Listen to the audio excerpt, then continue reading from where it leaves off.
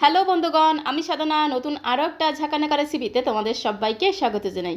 আজকে আমি তোমাদের সাথে শেয়ার করছি নিরামিষ কুমড়ো রেসিপি।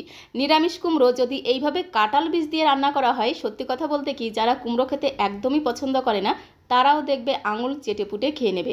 এই রান্নাতে আমি এমন একটা স্পেশাল মশলা ব্যবহার করব যার কারণে এই নিরামিষ কুমড়োর স্বাদ আর গন্ধ দ্বিগুণ বেড়ে যাবে। তো তার জন্য রেসিপিটি প্রথম থেকে শেষ পর্যন্ত দেখার জন্য তোমাদের কাছে অনুরোধ রইল। তো চলো দেখে নেওয়া যাক আজকের রেসিপি। রেসিপিটি বানানোর জন্য এখানে আমি 500 গ্রাম কুমড়ো নিয়েছি, তবে কুমড়োর পরিমাণটা তোমরা আরও বাড়িয়ে অথবা কমিয়েও নিতে পারো। কুমড়োটাকে ঠিক এইভাবে কেটে নিতে হবে, কুমড়োর খোসাটা রেখে রেখে কেটে নিতে হবে, তাহলে কুমড়োটা রান্নার পরে একেবারে ঘেটে যাবে না, গোটা গোটা থাকবে, দেখতেও ভালো লাগবে, আবার খেতেও কিন্তু দারুণ মজার লাগবে। তো কুমড়োর মাঝখানে যে নরম অংশটা থাকে সেটাকে এইভাবে একটু কেটে বাদ দিতে হবে। তারপরে দেখো মাঝখান থেকে দুফালি করে কেটে নিলাম, আর ঠিক এইরকম করে একটু মোটা মোটা করে চৌকো চৌকো করে কুমড়োটাকে কেটে নেব। কুমড়োর খোসাটাকে এইভাবে অবশ্যই একটু রেখে রেখে কাটবে, তাহলে দেখবে কুমড়োগুলো কিন্তু একদম গোটা গোটা থাকবে। সমস্ত কুমড়োটাকে ঠিক এইরকমভাবে কেটে নিতে হবে, আর কাটার পরে অবশ্যই কিন্তু খুব ভালো করে জল দিয়ে ধুয়ে পরিষ্কার করে নিতে হবে। কুমড়োটা কাটা হয়ে গেছে, আর এখানে দেখো আমি ছোটো বাটির 1 বাটি নিয়েছি কাঁঠাল বীজ। এই সময় কাঁঠাল পাকে, আর কাঁঠালের বীজ এই সময় আমাদের প্রত্যেকের ঘরে কম বেশি থাকে, তাছাড়া কাঁঠাল বীজ বাজারে কিনতেও পাওয়া যায়। তো এই কাঁঠাল বীজ দিয়ে এইভাবে একবার নিরামিষ কুমড়ো রান্না করে খেয়ে দেখতে পারো, জাস্ট অসাধারণ টেস্টি খেতে হয়। কাঁঠাল বীজটাকে ঠিক এইরকমভাবে কেটে নিতে হবে, মাঝখান থেকে প্রথমে 2 ফালি করে কেটে নিতে হবে, তারপরে এইভাবে খোসাটাকে বেছে নিতে হবে। মাঝখান থেকে 2 ফালি করে কেটে নিলে কাঁঠাল বীজের খোসাটা বেছে নিতে সুবিধা হবে। কাঁঠাল বীজটাকে কাটার পরে অবশ্যই কিন্তু খুব ভালো করে জল দিয়ে ধুয়ে পরিষ্কার করে নিতে হবে। তো দেখো কুমড়ো আর কাঁঠাল বীজগুলোকে খুব সুন্দর করে কেটে ধুয়ে পরিষ্কার করে নিয়েছি। এই কাঁঠাল বীজ আমাদের শরীরের পক্ষে ভীষণ উপকারী। কাঁঠাল বীজের মধ্যে থাকে প্রচুর আয়রন। কাঁঠাল বীজ খেলে শরীরের রক্ত স্বল্পতা দূর হয়, হজম ক্ষমতা বাড়িয়ে তোলে, তাছাড়া মুখের বলিরেখা দূর করতেও সাহায্য করে। এই রকম প্রচুর উপকারী গুণ আছে এই কাঁঠাল বীজের মধ্যে। তো এই সময় বেশি বেশি করে কাঁঠাল বীজ খাওয়া আমাদের শরীরের পক্ষে ভীষণ উপকারী। তো এখন রান্নাটা করে নিতে হবে, তার জন্য চলে আসলাম কড়াইয়ের কাছে। গ্যাসের ফ্লেমটা অন করে দিয়ে একটা কড়াই বসিয়ে দিলাম। কড়াইতে আমি 2 চামচ দিয়ে দিলাম সর্ষের তেল। তেলটাকে খুব সুন্দর করে একটু নেড়ে ছেড়ে কড়াইয়ের গায়ে লাগিয়ে নিতে হবে। তারপরে আগে থেকে কেটে রাখা কুমড়োর পিসগুলোকে দিয়ে খুব সুন্দর করে একটু ঘোটানাটা করে মিশিয়ে নিতে হবে। গ্যাসের ফ্লেমটা মিডিয়াম টু হাইতে রেখে কুমড়োগুলোকে একটু লাল লাল করে ভেজে নিতে হবে। কুমড়ো ভাজার সময় কোনো রকম লবণ দেওয়া যাবে না, শুধুমাত্র একটু হলুদ গুঁড়ো দিয়ে কুমড়োটাকে ভেজে নিতে হবে। তো দেখো বেশ কিছুটা আমি হলুদ গুঁড়ো দিয়ে দিলাম, তারপরে খুব ভালো করে নেড়ে ছেড়ে কুমড়োর সাথে মিশিয়ে নেব। এই কুমড়ো ভাজার সময় যদি লবণ দিয়ে কুমড়োটাকে ভাজা হয় তাহলে কুমড়ো থেকে জল ছাড়তে শুরু করবে, যার কারণে কুমড়োগুলো কিন্তু একেবারেই নরম হয়ে যাবে। সেজন্য কোনো রকম লবণ দেওয়া যাবে না, শুধুমাত্র একটু হলুদ গুঁড়ো দিয়ে গ্যাসের ফ্লেমটা মিডিয়াম টু হাইতে রেখে কুমড়োগুলোকে ঠিক এইরকম করে একটু লালচে করে ভেজে নিতে হবে। তাহলে কুমড়োর কাঁচা গন্ধটা চলে গিয়ে কুমড়ো থেকে খুব সুন্দর একটা ভাজা গ্রান বেরিয়ে আসবে। কুমড়োগুলো ভাজা হয়ে গেছে, এখন একটা পাত্রে আমি তুলে নিলাম।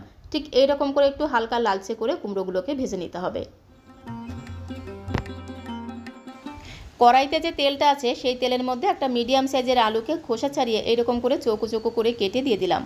সাথে যে কাঁঠালের বীজগুলোকে কেটে রেখেছিলাম সেগুলোকে দিয়ে খুব সুন্দর করে একটু নেড়ে চেড়ে মিশিয়ে নেব। আর এই আলু আর কাঁঠালের বীজ ভাজার সময় সামান্য পরিমাণে একটু লবণ দিয়ে ভাজবো, তাহলে একটু নাড়াচাড়া করে ভাজতে ভাজতেই দেখবে আলু আর কাঁঠালের বীজটা কিন্তু অনেকটাই নরম হয়ে যাবে। তো একটু নেড়ে চেড়ে মিশিয়ে নেওয়ার পরে এর মধ্যে আমি সামান্য পরিমাণে লবণ দিয়ে দিলাম। তারপরে গ্যাসের ফ্লেমটা মিডিয়াম টু হাইতে রেখে কন্টিনিউ নাড়াচাড়া করে আলু আর কাঁঠালের বীজটাকে একটু লাল লাল করে ভেজে নিতে হবে। তো দেখো আলু আর কাঁঠালের বীজটাকে লালচে করে ভেজে নিয়েছি, আর এইরকম করে একটু লালচে করে ভেজে নিলে বিশেষ করে কাঁঠালের বীজ থেকে খুব সুন্দর একটা ফ্লেভার পাওয়া যাবে, আর খেতেও কিন্তু দারুণ লাগবে। তো দেখো ঠিক এইরকম করে একটু হালকা লালচে করে ভেজে নিয়েছি, এখন একটা পাত্রের মধ্যে আমি তুলে নেব।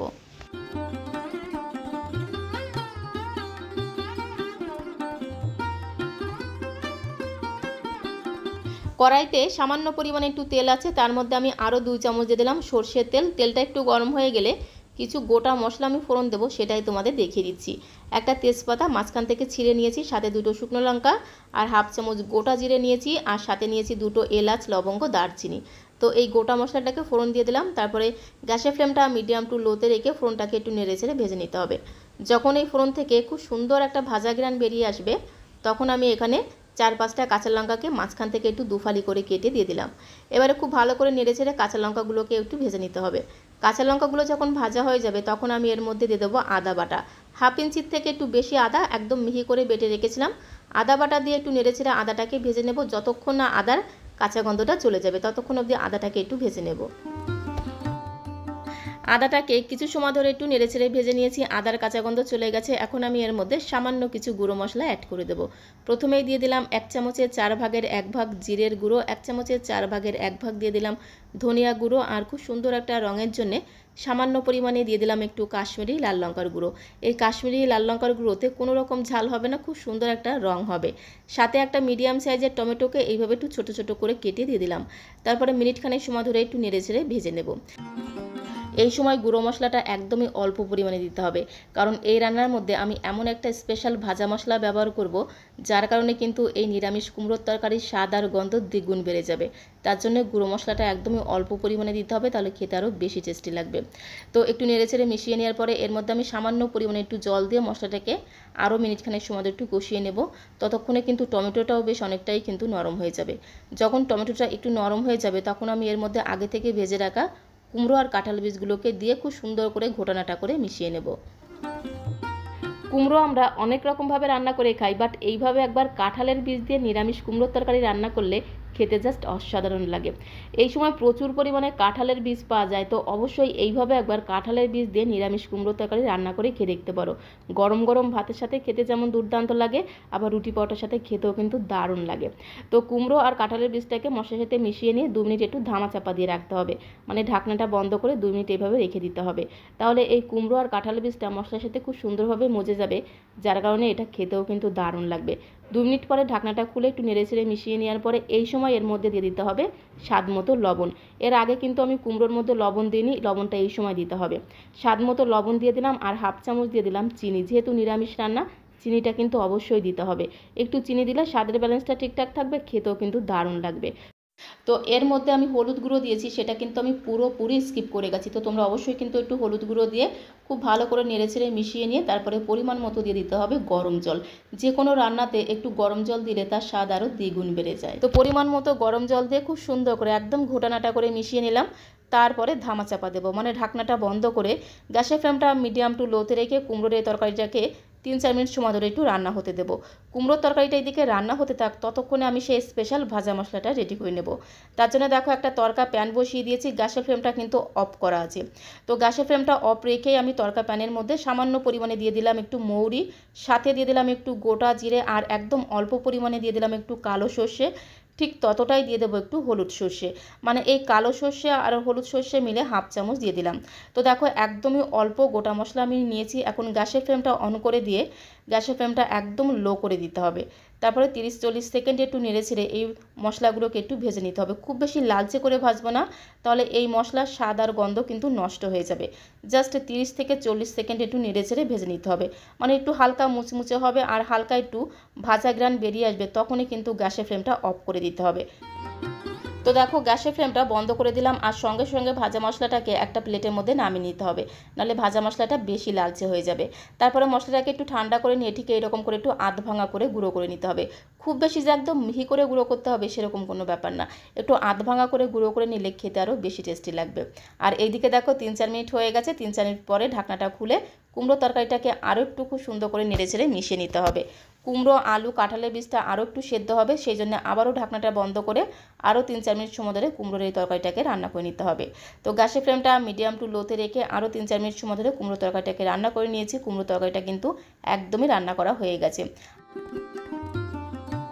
একটু ভালো করে নেড়েচেড়ে মিশিয়ে নেব। একটা কাঁঠালের বীজ তোমাদের একটু চেপে দেখিয়ে দিচ্ছি, দেখো কত সুন্দর নরম হয়ে গেছে। আলু, কুমড়ো, কাঁঠালের বীজ খুব সুন্দরভাবে সেদ্ধ হয়ে গিয়ে একেবারেই নরম হয়ে গেছে। একটু ঘোটানাটা করে মিশিয়ে নেব। তারপরে আমি এর মধ্যে সেই স্পেশাল ভাজা মশলাটা দিয়ে দেবো, যে ভাজা মশলাটা ভেজে আমি গুঁড়ো করে রেখেছিলাম। আর এই ভাজা মশলাটা দেওয়ার কারণে কিন্তু এই নিরামিষ কুমড়োর তরকারির স্বাদ আর গন্ধ দ্বিগুণ বেড়ে যাবে। তো পুরো ভাজা মশলাটা আমি দিলাম না, অর্ধেকটা পরিমাণে ভাজা মশলা দিয়ে দিলাম। সাথে একটু ফ্রেশ ধনেপাতা কুচি দিয়ে দেবো। হাতের কাছে যদি ধনেপাতা থাকে তাহলে একটু ধনেপাতা কুচি দিতে পারো, আবার নাও দিতে পারো। তো ভাজা মশলা, ধনেপাতা কুচি দিয়ে খুব সুন্দর করে একটু ঘোটানাটা করে মিশিয়ে নেব। আর এখান থেকে 2 পিসের মতো আলু এইভাবে একটু খুন্তি দিয়ে ঘেঁটে দেবো, তাহলে ঝোলটা একটু গাঢ় হবে, খেতে কিন্তু দারুণ লাগবে। একটু নেড়েচেড়ে মিশিয়ে নিয়েই গ্যাসের ফ্লেমটা বন্ধ করে দিলাম। নিরামিষ কুমড়োর তরকারিটা কিন্তু একদমই রেডি হয়ে গেছে। এখন একটু ধামা চাপা দিয়ে রাখতে হবে, মানে ঢাকনাটা বন্ধ করে 2 মিনিটের জন্য একটু রেস্টে রেখে দেবো। তাহলে এই ভাজা মশলা, ধনেপাতার গন্ধটা খুব সুন্দরভাবে ঝোলের সাথে মিশে যাবে, আর খেতেও দারুণ লাগবে। তো একটু নেড়েচেড়ে মিশিয়ে নিয়ে তারপরে আমি একটা পাত্রের মধ্যে সার্ভ করে দেবো। নিরামিষ এই কুমড়োর তরকারিটা আমি গরম গরম ধোয়াটা ভাতের সাথে সার্ভ করব, তাই একটু ঝোল ঝোল করে রান্না করলাম। কুমড়োগুলো দেখো কত সুন্দর গোটা গোটা আছে, অথচ খুব সুন্দরভাবে নরম হয়ে গেছে। তো কাঁঠাল বীজ দিয়ে নিরামিষ কুমড়োর রেসিপিটা তোমাদের কাছে কেমন লেগেছে অবশ্যই কমেন্ট বক্সে লিখে জানিও। ভালো লাগলে একটা লাইক কমেন্ট শেয়ার করে দেওয়ার অনুরোধ রইল। সবাইকে অসংখ্য ধন্যবাদ।